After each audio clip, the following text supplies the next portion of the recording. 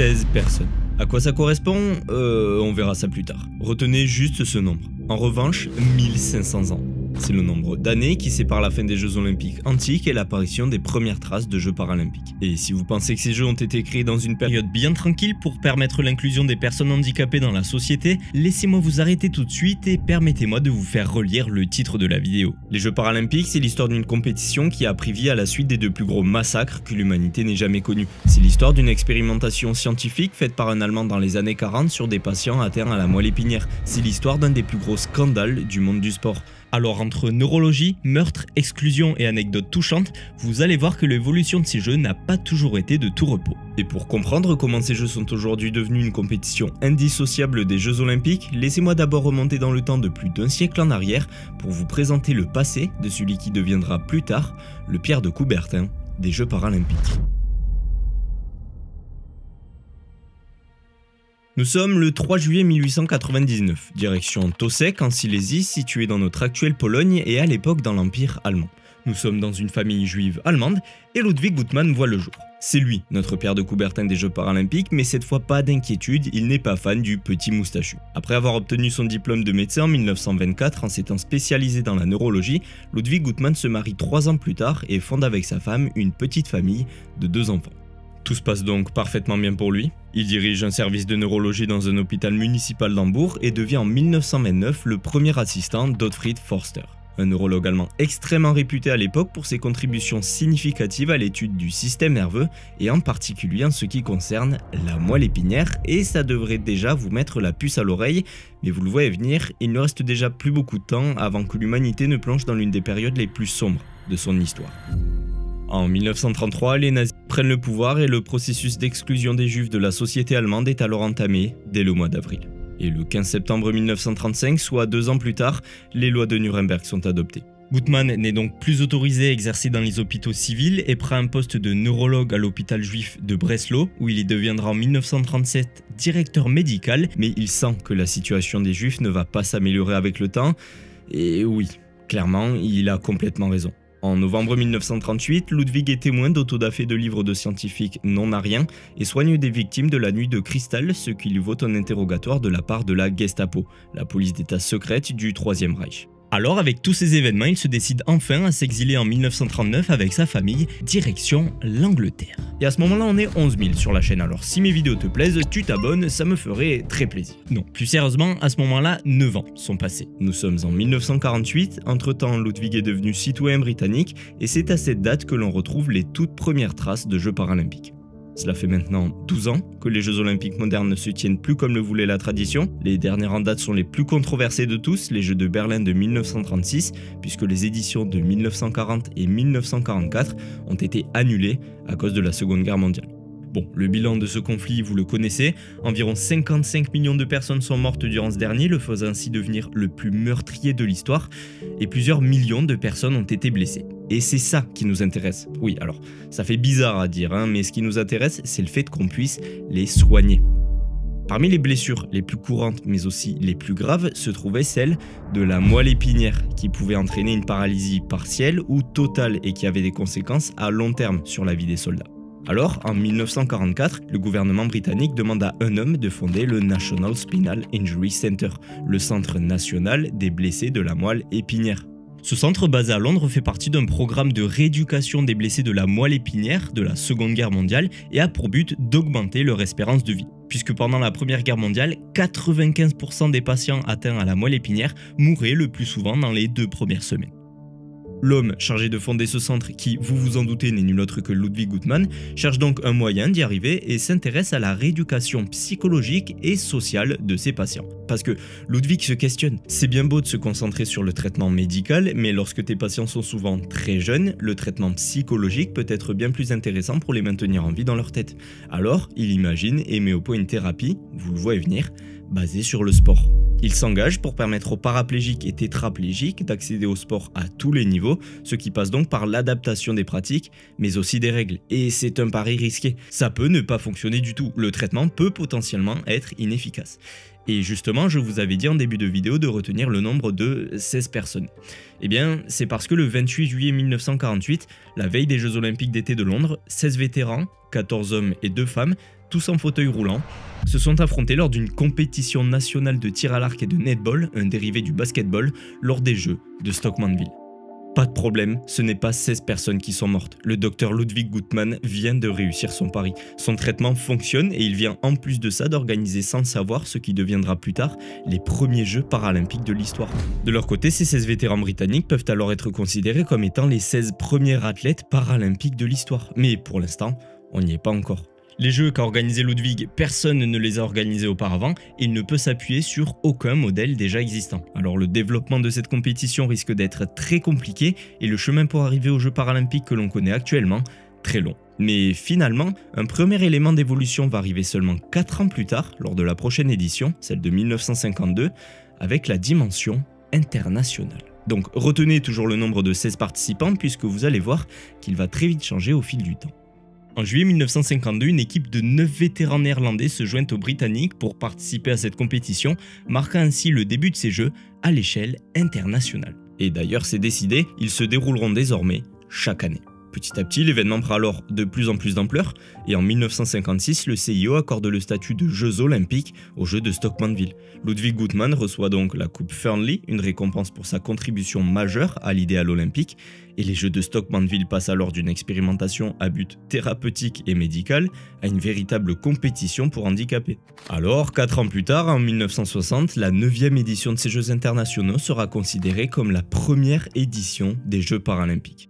Mais en réalité, c'est plus compliqué que ça. Parce que même si le CIO a accordé le statut de Jeux Olympiques à ces Jeux et qu'ils se déroulent pour la première fois de leur histoire dans la même ville que les Jeux Olympiques, à Rome, ils portent encore officiellement le nom de Jeux internationaux de Stockmanville. Et vous allez voir qu'il faudra encore attendre longtemps avant qu'ils ne soient officiellement appelés Jeux paralympiques. Mais bref, lors de cette édition, 23 nations se sont présentées avec 400 athlètes qui se sont affrontés dans 8 sports différents et vous voyez qu'on est déjà très loin de nos 16 premiers vétérans. Ces Jeux sont donc un succès qui se réédite 4 ans plus tard en 1964 à Tokyo, durant lesquels 2 nouvelles disciplines font leur entrée, l'haltérophilie ainsi que la course en fauteuil avec un 60 mètres. Mais malheureusement en 1968, pour des raisons techniques, les Jeux paralympiques n'ont pas lieu à Mexico, comme les Jeux olympiques, mais à Tel Aviv du 4 au 13 novembre. C'est donc un pas en arrière pour ce mouvement, mais en revanche, comme d'habitude, on retrouve de plus en plus d'athlètes. On retrouve encore 2 nouvelles disciplines, dont une pour les femmes, le basket fauteuil, et si jusque-là tout se passait bien pour ces Jeux, les premières revendications et les premières manifestations n'allaient pas tarder à apparaître. En 1972, lors des JO de Munich, les athlètes amputés veulent que les choses changent. Ils manifestent pour obtenir le droit de participer aux épreuves, puisqu'en effet, pour l'instant, seules les personnes en fauteuil roulant ont le droit de participer à ces Jeux paralympiques. Pour l'instant, aucun athlète amputé, malvoyant, malentendant ou encore handicapé mental n'a le droit de participer à cette compétition. Mais l'année 1976 va être salvatrice pour la plupart d'entre eux. Elle est une année extrêmement importante pour les athlètes paralympiques et a permis d'ouvrir plusieurs portes. L'une des premières à avoir été ouverte a été celle des Jeux olympiques d'hiver, qui sont bien trop souvent oubliés lorsque l'on parle des Jeux olympiques. Et vous l'aurez remarqué, je ne vous ai pas parlé d'une édition d'hiver pour les Jeux de Stockmanville, ce qui est totalement normal puisque jusqu'à présent, il n'en avait pas. Ce n'est qu'en 1974 que la première compétition mondiale officielle de ski pour les athlètes handicapés physiques a été organisée. Alors, 2 ans plus tard, en 1976, les premiers Jeux de Stockmanville d'hiver sont organisés en Suède du 21 au 28 février, ce qui va permettre d'ouvrir en même temps une nouvelle porte. Pour la première fois de l'histoire, des athlètes amputés et malvoyants ont été autorisés à concourir lors des Jeux de Stockmanville d'hiver. C'est donc très logiquement que quelques mois plus tard, lors de la 5e édition des Jeux d'été, en 1976 à Toronto, 261 athlètes amputés et 187 athlètes ayant un handicap visuel ont pu à leur tour participer pour la première fois aux Jeux de Stockmanville. Alors, nouvelle porte. À cette occasion est mis en place un système de classification pour les athlètes paralympiques ayant un handicap physique afin de garantir l'équité dans la compétition. Vous vous doutez bien qu'on ne peut pas faire concourir ensemble une personne malvoyante, un unijambiste et une personne en fauteuil roulant lors d'un 100 mètres. Les classifications étaient alors basées sur le type de handicap et sur ce que l'athlète pouvait faire plutôt que sur ce qu'il ne pouvait pas faire. Grâce à toutes ces évolutions, les Jeux olympiques ont donc vu leur première vedette apparaître, et lorsque je dis apparaître, j'inclus aussi une apparition télévisée, ce qui nous amène à notre dernière porte. puisqu'en plus d'améliorer les conditions des para-athlètes, l'édition de 1976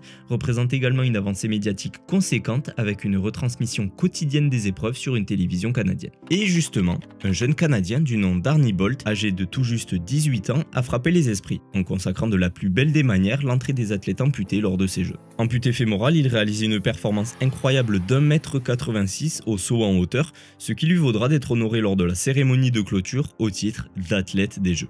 De son côté, Ludwig Guttmann sera élu de la Royal Society le 18 mars 1976, ce qui est l'équivalent de l'Académie des sciences en France. Mais malheureusement, c'est la dernière fois que l'on parle de lui dans cette vidéo, puisqu'à exactement 4 ans jour pour jour après avoir été élu, Ludwig Guttmann meurt le 18 mars 1980 à l'âge de 80 ans. En revanche, les valeurs qu'il a souhaité transmettre grâce à ces Jeux de Stockmanville se perpétuent et continuent d'évoluer. Lors de l'édition de 1980, 125 athlètes atteints d'une infirmité motrice cérébrale eurent le droit pour la première fois de participer aux Jeux paralympiques d'été. Et si pour l'instant tout a l'air de bien se passer avec les ajouts de ces différents types de handicaps dans la compétition, on va voir quelques années plus tard les limites de ces derniers. Mais pour l'instant, nous sommes en 1984. Petit à petit, la classification des athlètes progresse encore, avec pour chaque type de handicap plusieurs catégories, et ça y est, le terme jeu paralympique est officiellement utilisé et validé par le CIO lors de ces jeux. Alors ça y est, nous y sommes, voilà les premiers jeux paralympiques. Eh bien selon moi, non, pas encore. Il faut attendre les JO de Séoul de 1988. Nous nous trouvons 40 ans après la première édition des Jeux de Stockmanville et ces derniers ont pas mal évolué. Déjà, le premier symbole des Jeux paralympiques est créé. Il reprend la même idée que les anneaux olympiques, mais ces derniers sont remplacés par, en bon français, des taegeuk, une figure apparaissant sur le drapeau coréen. Ensuite, de nombreux officiels olympiques sont recrutés et formés spécialement aux particularités paralympiques afin d'exercer pour les deux jeux, donc les JO et les JP. 3057 athlètes et 60 nations sont réunis, on est très loin de nos 16 vétérans britanniques.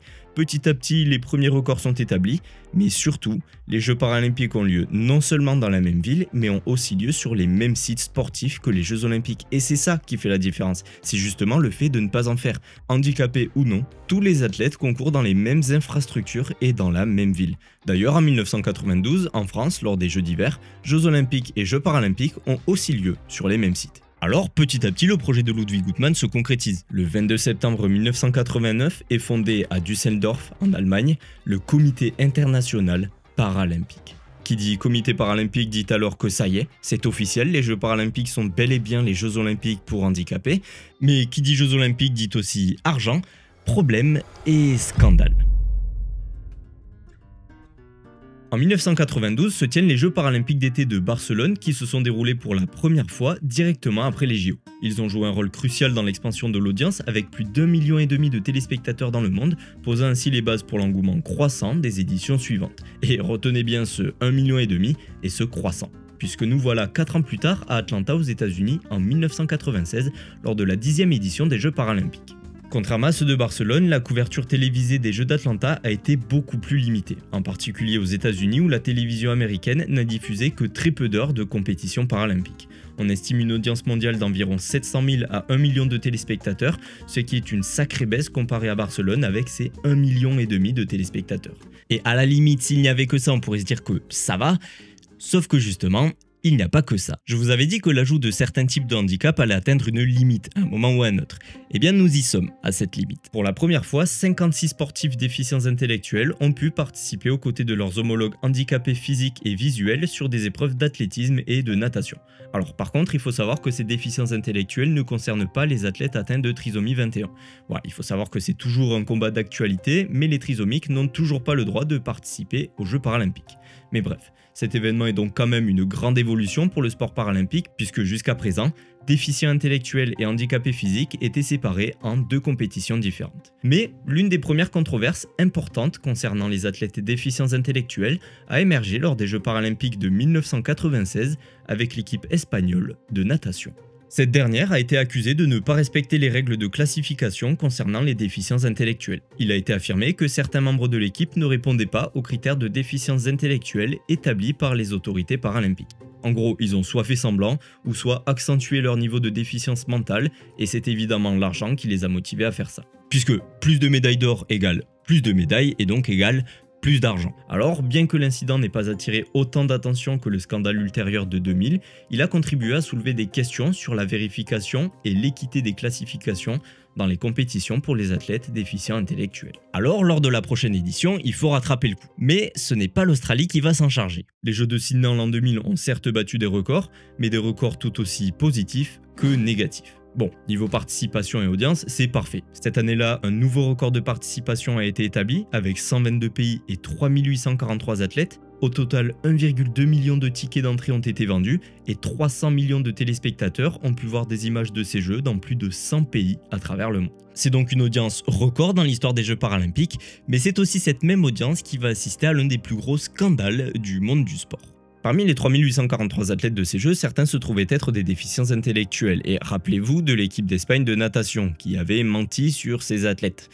Eh bien, ils ont réitéré la fraude, mais cette fois avec l'équipe de basket, et je peux vous dire qu'ils n'y ont pas été de main morte. Bien que l'Espagne soit une des nations dominantes dans la plupart des sports paralympiques, leur équipe de basket était éclatée. Voilà, on va se dire les choses en face, nulle, explosée. Alors, Fernando Martín Vicente, le président de la Fédération espagnole de sport pour les déficients mentaux, décide petit à petit d'enligner une équipe complète d'athlètes qui ne répondent en rien aux critères de handicap.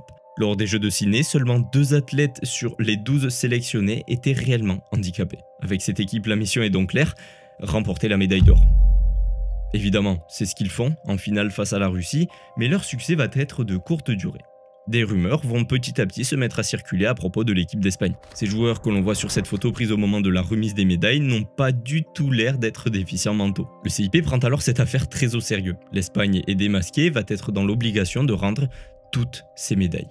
Fernando, lui, sera condamné à 5 400 € d'amende, mais surtout à rembourser près de 150 000 € de subventions publiques versées par l'État pour les athlètes. Tout rentre alors dans l'ordre, la Russie ayant fini deuxième, remporte la médaille d'or qui lui était due, sauf que non.